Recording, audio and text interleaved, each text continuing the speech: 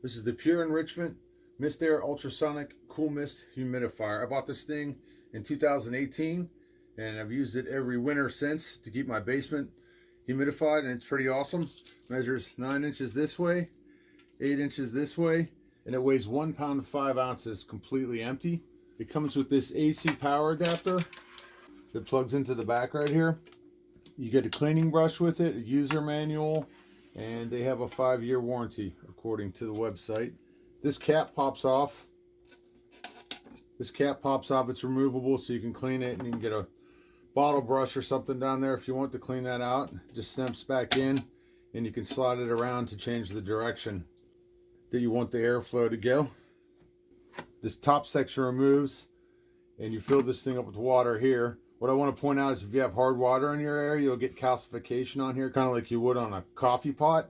And I've got some around here because I don't ever let it dry out. I just constantly have water in here.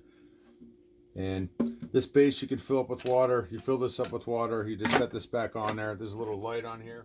So you fill it up with water from the kitchen sink or wherever you're going to get your water from. And this just sets in here. Turn my lights off so you can see these 4 settings that it has. It has a low setting. If you press it a second time, it has low with a light on there. Press it a third time, it's full speed with a light. If you press it a 4th time, it's just full speed without the light.